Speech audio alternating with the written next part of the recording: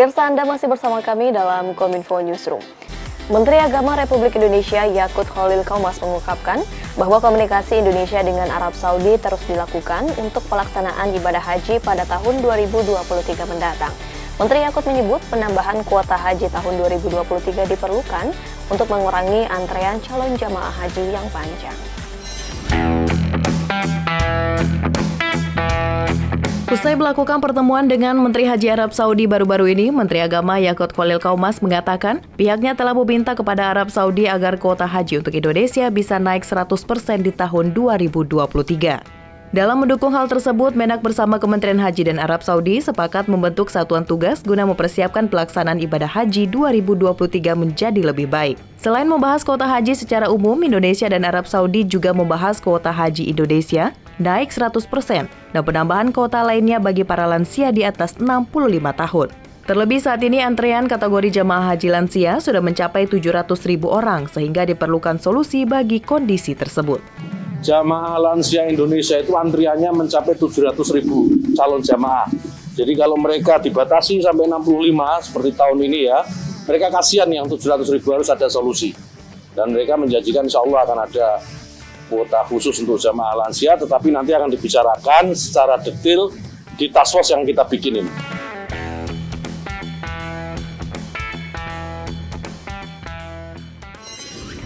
Pemerintah memfasilitasi 13 perusahaan game Indonesia untuk mewakili negara dalam ajang Gamescom 2022 di Jerman.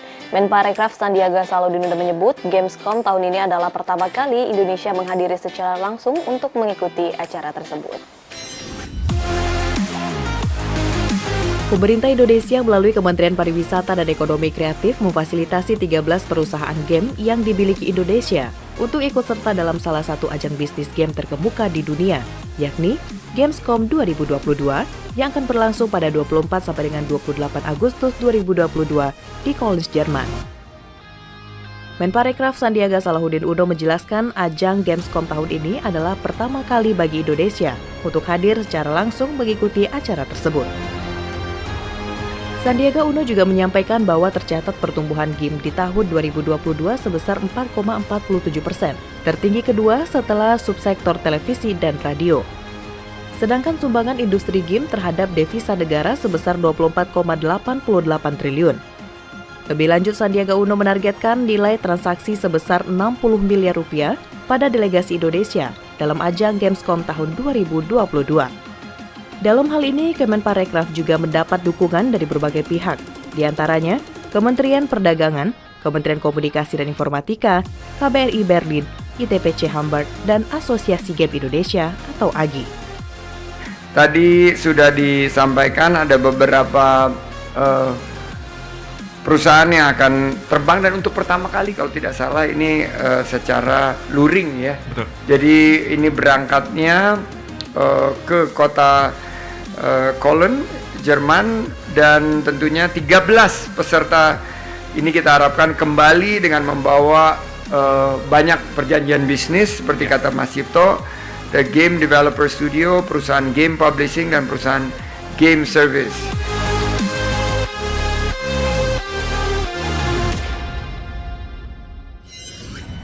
Momen HUT Republik Indonesia selalu ditunggu masyarakat di seluruh Indonesia. Untuk memeriahkannya, sejumlah kegiatan dilaksanakan mulai dari lomba hingga lukis mural.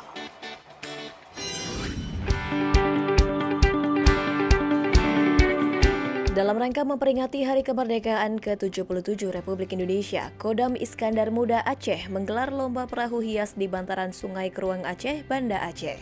Puluhan perahu hias milik jajaran Kodam Iskandar Muda serta instansi pemerintah ikut ambil bagian dalam memeriahkan menyambut Hari Ulang Tahun Indonesia. Pangdam Majen TNI Muhammad Hasan mengatakan, kegiatan tersebut dilakukan untuk memeriahkan HUT ke-77 Republik Indonesia yang sekaligus memperingati Hari Perdamaian Aceh yang ke-17 tahun agar dapat memberikan semangat kepada seluruh masyarakat Aceh. Kegiatan yang kita gelar dalam rangka memeriahkan Hari Ulang Tahun ke-77 Kemerdekaan Republik Indonesia. Antusiasnya sangat tinggi dan ini rencana kita jadikan agenda tahunan lah, supaya ini mungkin ke depan bisa lebih ramai lagi, lebih banyak lomba lagi, dan tentunya yang paling penting adalah bagaimana meningkatkan Kereng Aceh sebagai ikon wisata yang bisa dimanfaatkan oleh masyarakat Aceh. Sementara itu untuk memeriahkan peringatan HUT ke-77 Republik Indonesia juga dihiasi dengan kreasi mural dengan tema Indonesia di Cimahi, Jawa Barat.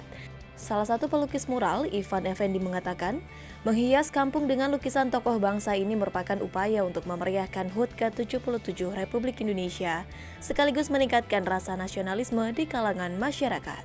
Kita mengambil tema seorang veteran ya. Jadi kita nggak spesifik harus pilih satu tokoh. Dari sini menggambarkan global seorang veteran yang lagi sedih karena masa tuanya yang sulit kayak gitu. Kalau untuk melukis mural seperti ini kita gambarin karena momennya untuk bulan Agustus, kita menggambarkan sosok pahlawan masih tetap di tema yang seperti itu.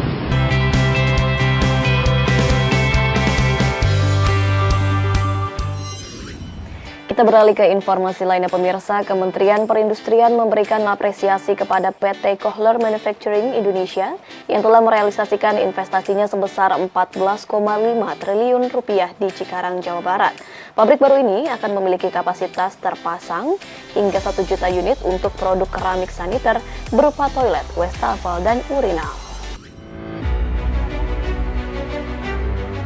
Kementerian Investasi atau Badan Koordinasi Penanaman Modal mencatat realisasi investasi Indonesia sepanjang triwulan 2 tahun 2022 mencapai 302,2 triliun atau tumbuh sebesar 35,5% dibandingkan capaian pada periode yang sama di tahun sebelumnya.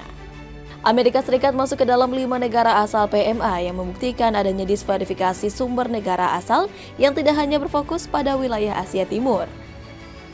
Sejalan dengan kontribusi PMA Amerika Serikat tersebut, Menteri Perindustrian Agus Gumilang melakukan kunjungan ke PT Kohler Manufacturing Indonesia dan memberikan apresiasi kepada PT Kohler Manufacturing Indonesia yang telah merealisasikan investasi sebesar 14,5 triliun rupiah.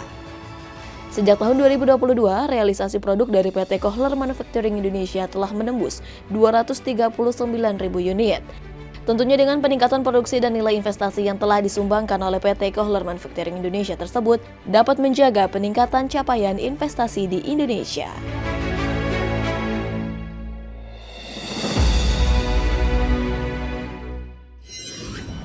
Pemirsa, usai jeda kami akan segera kembali dengan informasi peningkatan integrasi pusat dan daerah melalui Pusat Data Nasional bersama rekan kami Mona Azharenisak sesaat lagi.